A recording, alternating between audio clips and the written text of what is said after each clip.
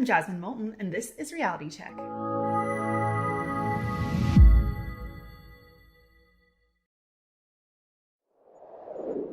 The inflation rate in Canada is currently nearing 8%, and this is the highest that it's been in about 4 decades. And while politicians and government officials are talking a lot about explanations for this increase in the inflation rate, none of them seem to be pointing to themselves or their own actions. Take a listen. Inflation is not a made in Canada challenge, and it's actually less severe here than among our peers. We also know that inflation, a global phenomenon which is a lingering result of the COVID recession and has been exacerbated by Putin's illegal invasion of Ukraine. And high energy prices have put upward pressure on inflation in Canada, and that is expected to continue in the months ahead. The unprovoked Russian invasion is creating volatility and uncertainty in the global economy. And then Vladimir Putin illegally invaded Ukraine, forcing up the price of food and fuel. And in light of their record profits, economists have said that they are contributing significantly to inflation, that corporate greed is contributing to the inflation that we're experiencing right now. Reopening the economy has brought new complications, leading to higher inflation around the world and here at home. And with oil prices rising further in recent weeks, we can expect inflation to move up again. The Russian invasion of Ukraine is driving up international prices for oil, wheat, and other commodities. This will put further upward pressure on inflation in Canada and around the world. We expect inflation will remain close to 5% through the first half of 2022 and then move lower.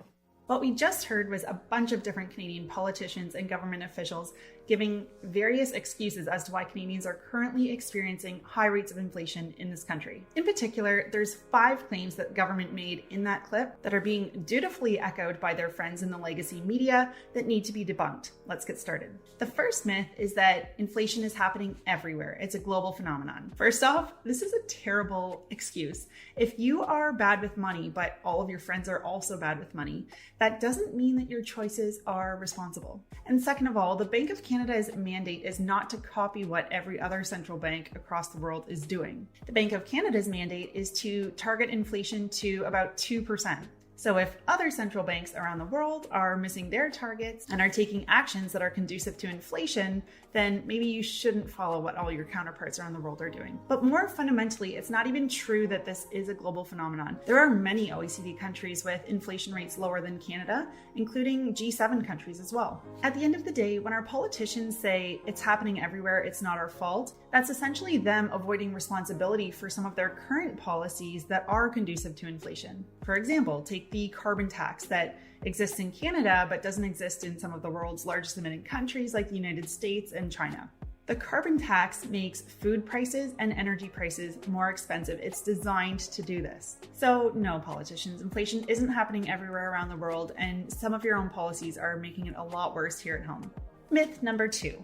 We're currently experiencing inflation because of the conflict in Russia and Ukraine. As our politicians will state, the conflict between Russia and Ukraine is causing inflationary pressure here at home because the region is well known for its wheat exports, for example, as well as its oil and gas. This may sound odd to you, or at least oddly familiar, because Canada itself is an oil and gas exporter and also a quote-unquote global breadbasket. So if it is true that there are now global shortages in oil and gas and there's a void to fill in the global export of wheat, you would think that Canada could maybe up its production in those 2 areas and actually take advantage of increasing economic output in this current market, which of course would help to counter inflation here at home. While Canada makes up less than 1% of the global population, we account for about 12% of wheat exports globally. On the oil and gas front, according to CAP, which is the Canadian Association of Petroleum Producers, Canada has the 3rd largest oil reserves in the world, yet we import oil from foreign suppliers,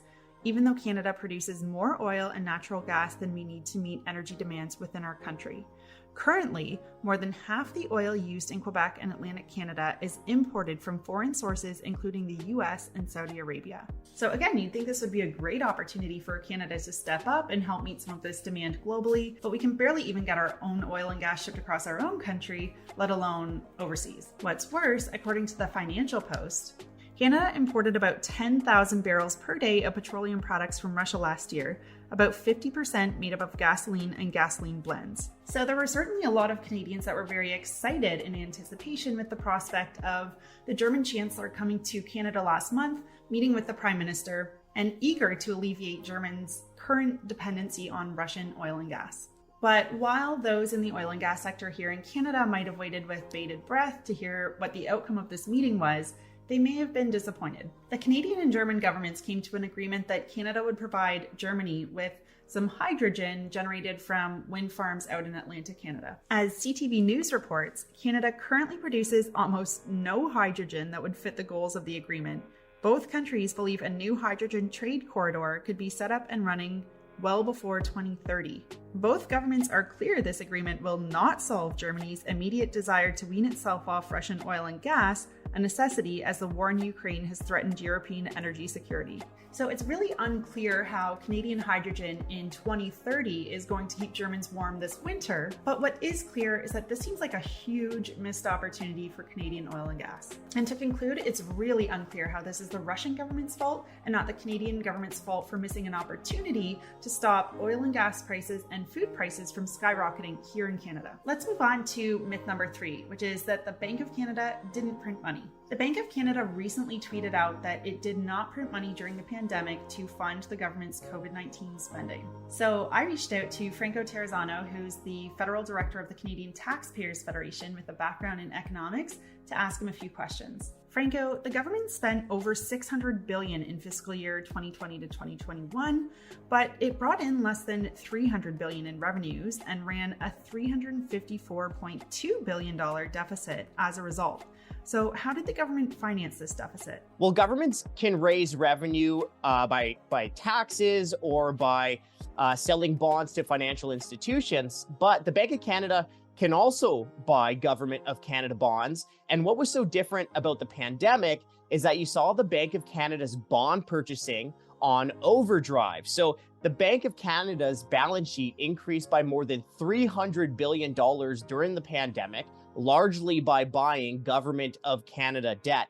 Now, at the heart of the pandemic, we saw the Bank of Canada's assets grow by about 300%. Now, that growth in the Bank of Canada's assets during the pandemic is larger than the growth that we saw in the recession of the 70s, of the 80s, of the 90s, and even larger than the recession in 08-09. So during the 2020 budget year, we saw federal politicians ran up a $328 billion deficit. Now, during that time, the central bank created new money to buy about $275 billion worth of Government of Canada bonds. Now, on April 19th, 2021, we had Finance Minister Chrystia Freeland announced that the projected deficit of 2021 would be about $155 billion that year, or about $3 billion deficit per week. By a remarkable coincidence, only 2 days later, the Bank of Canada announced that it would be buying $3 billion worth of government bonds every single week. Yes, I know what you're thinking, remarkable coincidence. But look, that really seems that the printing press is being used to fund Ottawa's deficit spending, regardless of where they're buying the government bonds from, or whether they're buying old or new government debt. This is getting a bit into the weeds here, but the bank claims it didn't buy government bonds directly from government, that it only bought existing bonds on the open market. Yet the bank's assets grew across a number of categories. So did the bank directly finance the government's spending in a different way other than buying bonds directly from government, like by buying treasury bills from the government, for example? Well, the central bank is buying government debt and is increasing the amount of money. And remember, the more money or dollars that the central bank creates, the less that your dollars in your bank account or your savings account will buy. That is the inflation tax, and Canadians are suffering from it today. Now, absolutely, the central bank is lowering borrowing costs for the Government of Canada, and the central bank, the Bank of Canada, is buying government debt. Whether it's old debt or it's new debt, they're buying Government of Canada bonds. And just because they are buying Government of Canada bonds from a middleman it doesn't mean that they're not creating new dollars to buy government debt.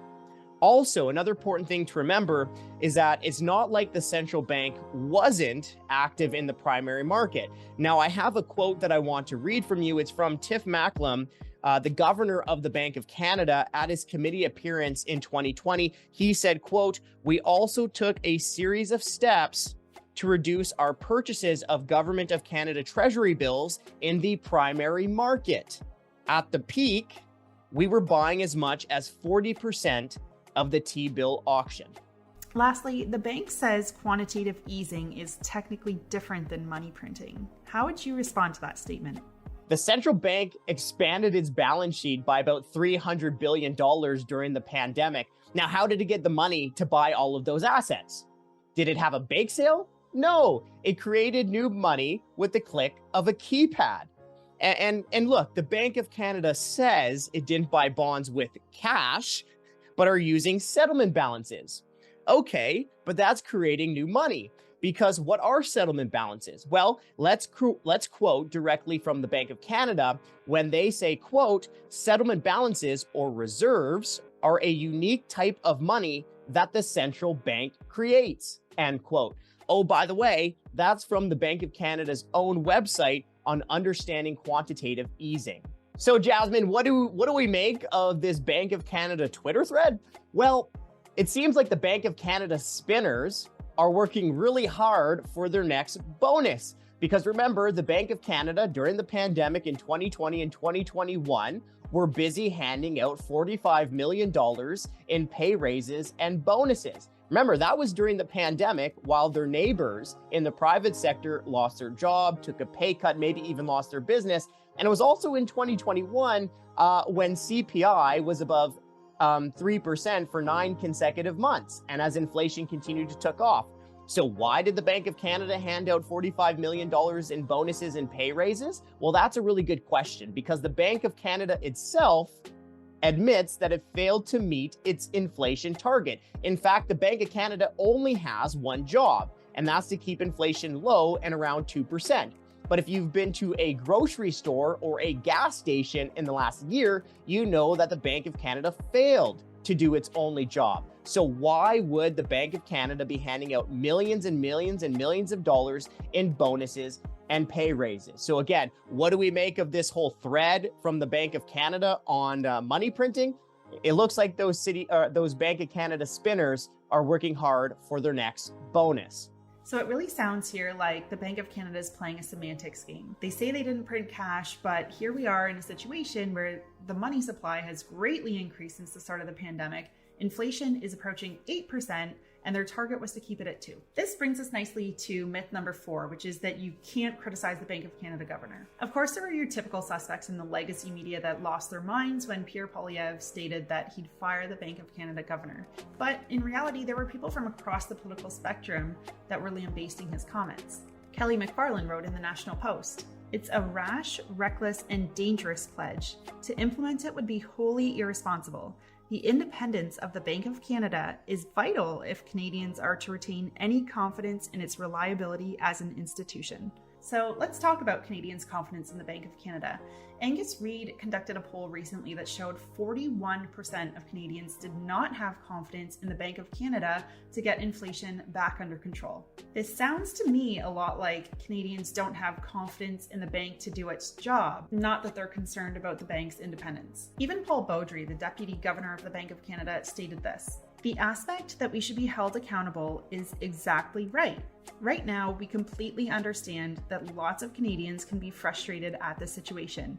It's difficult for a lot of people, and we haven't managed to keep inflation at our target, so it's appropriate that people are asking us questions." It's about accountability, not the bank's independence. The argument could even be made that confidence in the Bank of Canada would be eroded if it's not going to do its job, which it hasn't been doing very well. So yes, absolutely, the Bank of Canada should be held responsible. And last but not least, the government loves to say this line that it had no choice to spend what it spent during COVID-19. They had our backs after all, and wouldn't it be so scary to think if there was another government in power during the pandemic? So before I discredit this statement entirely, recall, this is a government that has a lot of problems balancing budgets.